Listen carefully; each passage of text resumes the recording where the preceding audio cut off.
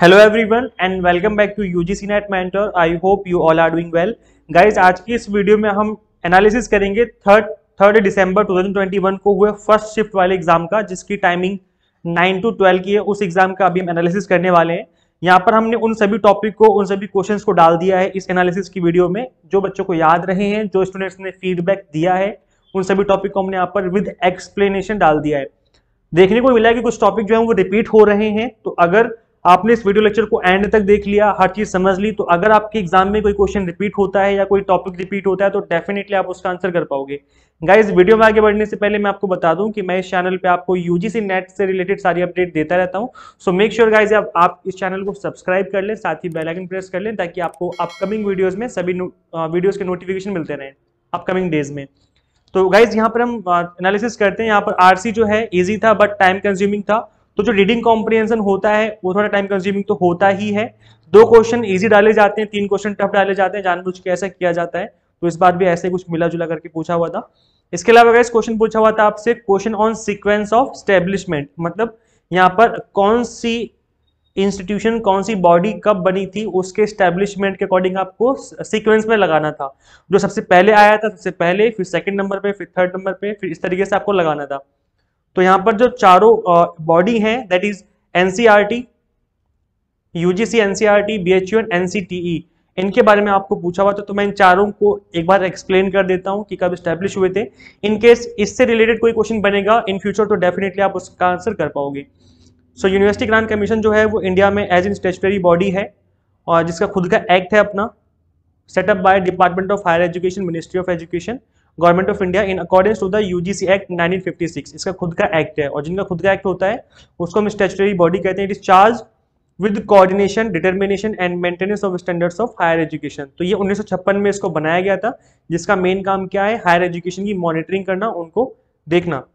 Next इसमें आपका national council of educational research and training. इसका मतलब क्या हुआ, इसका मतलब हो गया एनसीईआरटी। ठीक है, ये इसकी फुल फॉर्म है गाइस, फुल फॉर्म भी याद कर लो, कई बार फुल फॉर्म भी पूछ लेते हैं। It is an autonomous organisation of the government of India which was establish in 1961। 1961 में इसको बनाया गया था। तो ये बाद में आई है, पहले यूजीसी आई थी, उसके बाद आपकी एनसीईआरटी आई है। ठीक है गाइस, एक चीज और, इससे पहले जो क्वेश्चन पूछा गया है उसमें ये पूछा गया था कि इसमें जो ऑर्गेनाइजेशन है वो बताओ कि ऑटोनोमस कौन है, स्टैट्यूटरी कौन है, और या आपकी कॉन्स्टिट्यूशनल बॉडी कौन सी है। ऐसे क्वेश्चन भी पूछे जा चुके हैं, तो इसलिए मैंने इसका यहाँ पर कंप्लीट एक्सप्लेनेशन डाला है कि वो बनी कब है, ये भी बता रहा हूँ। साथ में मैं ये भी बता रहा हूँ कि बॉडी है कौन सी, ऑटोनोमस है या स्टैट्यूटरी है या कॉन्स्टिट्यूशनल बॉडी है। तो प्लीज इसको भी याद कर लो, ये भी आपके एग्जाम के पर्पज से इंपॉर्टेंट है। इसलिए इसको किस लिए बनाया गया था, as a literary, scientific and charitable society under the societies registration act. Its headquarter located at Shri Aurobindo Marg in new Delhi. तो एनसीईआरटी का हेडक्वार्टर कहाँ पे है, न्यू दिल्ली में। इसके अलावा गाइस बनारस हिंदू यूनिवर्सिटी के ऊपर क्वेश्चन पूछा गया था आपका, ये जो था आपके सीक्वेंस में पूछा गया था इसके ऊपर।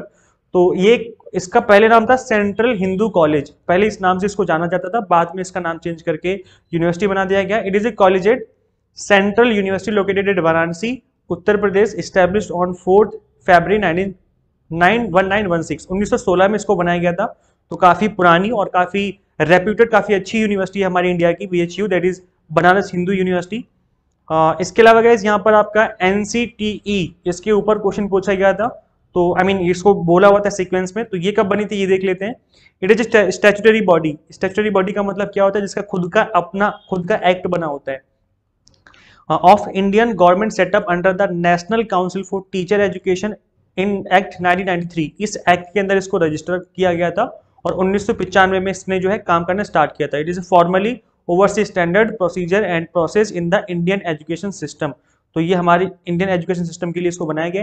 गाइज यहाँ पर इस्टेब्लिशमेंट में इसका आएगा 1995। 1995 में इसने काम करना स्टार्ट किया था, एक्ट इसका पहले का बना हुआ है। ठीक है, तो इस्टेब्लिशमेंट क्या आएगा 1995।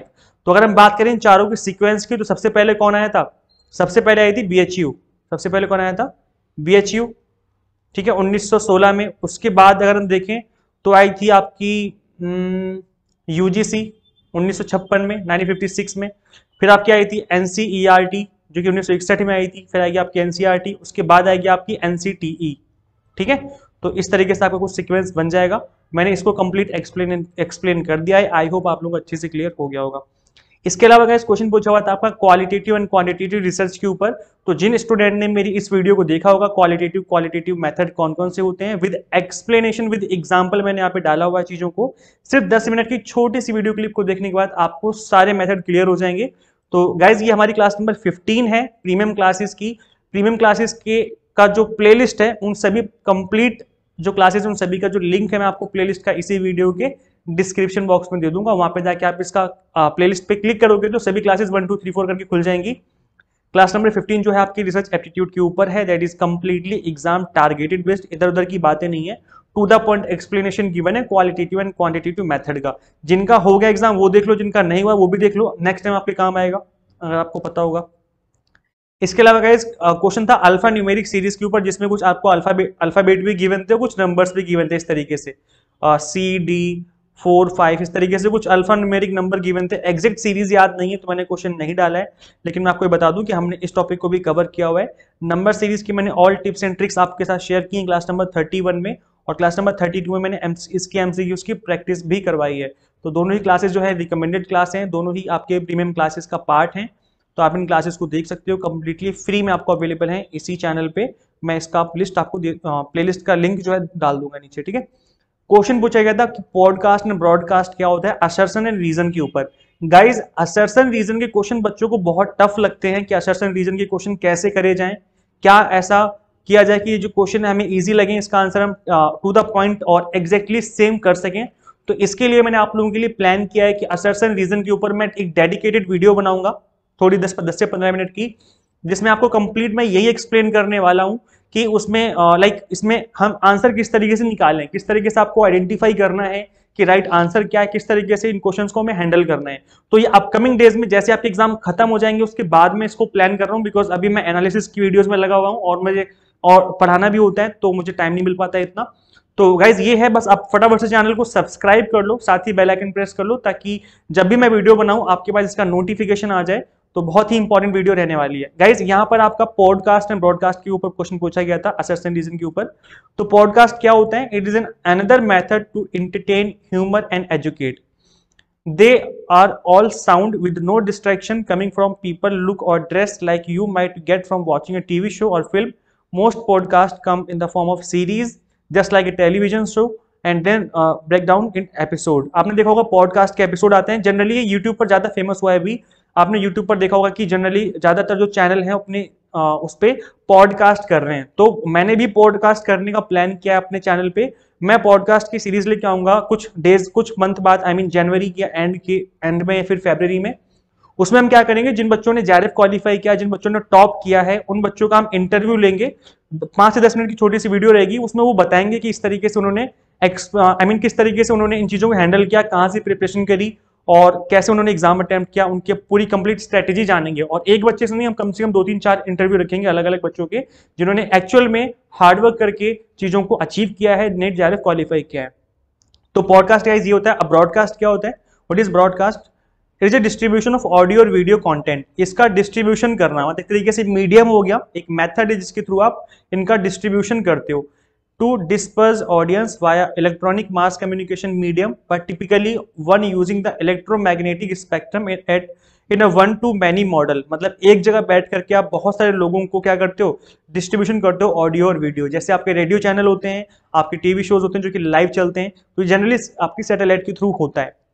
इसके अलावा गाइज मूक के ऊपर क्वेश्चन पूछा गया था, मूक, स्वयं एंड स्वयं प्रभा। इसमें कुछ मैचिंग के से रिलेटेड कुछ क्वेश्चन था, एग्जैक्टली क्वेश्चन याद नहीं है। तो क्लास नंबर 6 जो थी हमारी प्रीमियम क्लासेस की, इसमें मैंने कवर किया था स्वयं, स्वयं Prabha and MOOCs.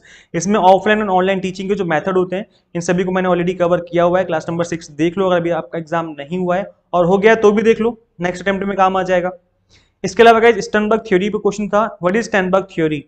Sternberg theory क्या होती है? इस थ्योरी का एक नाम और है, that is Triarchic theory of intelligence or 3 forms of intelligence formulated by psychometrician Robert Sternberg। इन्होंने इस थ्योरी को बनाया था और इसका काम क्या है? aims to go against the psychometric approach to intelligence and take a more cognitive approach which leaves it to the category of the cognitive contextual theory।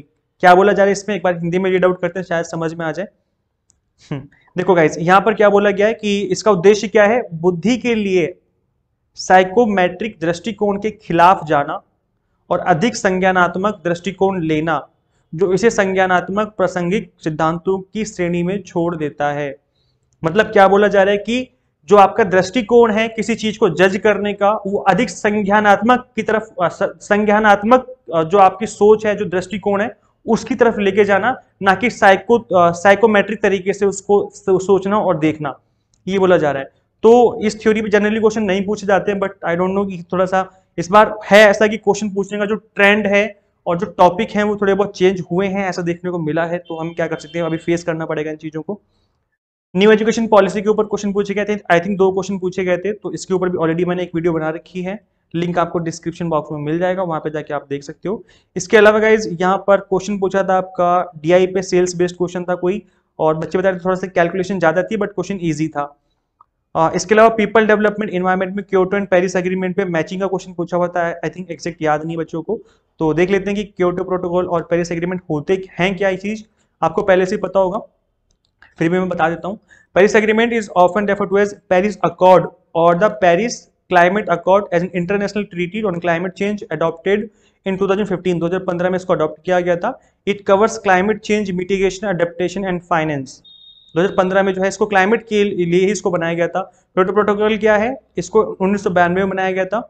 ये आपका United Nations framework convention on climate change जो है इन्होंने extend किया था, इन्होंने बनाया था। That commit state parties to reduce green house gas. इनका काम क्या था कि ग्रीन हाउस गैसेस को, यानी ग्लोबल वार्मिंग को हमें कम करना है, ग्रीन हाउस गैसेस को खत्म करना है। और जनरली इनका फोकस था CO2 एमिशन के ऊपर कि हमें इसको जो है इनके प्रोडक्शन को कम करना है। तो ये जो थे इन थोड़ा सा बेसिक्स नॉलेज मैंने डाल दी यहाँ पर। इसके अलावा इस क्वेश्चन पूछा गया था आपका national institute ranking framework, NIRF की फुल फॉर्म पूछी थी, और इस पे मैं ऑलरेडी जो हम जिन बच्चों ने पहले वाली एनालिसिस की वीडियोस देखी हैं उन्होंने इसका आंसर किया होगा, बिकॉज NIRF पे पहले भी क्वेश्चन पूछा गया था। आई थिंक ये पूछा गया था कि स्टैब्लिश कब होता है, ऐसा कुछ पूछा गया था, तो उसमें भी मैंने चीज एक्सप्लेन करी थी जिन बच्चों ने वीडियो देखी है, क्योंकि एक्सप्लेनेशन समझना बहुत जरूरी होता है। क्वेश्चन रिपीट नहीं होते हैं बट टॉपिक रिपीट हो जाते हैं। तो पहले पूछ लिया था कि स्टैब्लिश कब हुआ था, अब पूछ लिया कि फुल फॉर्म बताओ। तो अगर आपने एक्सप्लेनेशन देखा है, एनालिसिस वीडियोस देखी हैं, तो डेफिनेटली आपको एडवांटेज मिला होगा। NIRF जो है इसकी फुल फॉर्म यही होती है जो लिखी हुई है यहाँ पर। तो इसको बनाया गया था 29 सितंबर 2015 में, और ये रैंकिंग देती है हमारे हायर एजुकेशन में जो इंस्टीट्यूशंस हैं, इसलिए इसको बनाया गया था।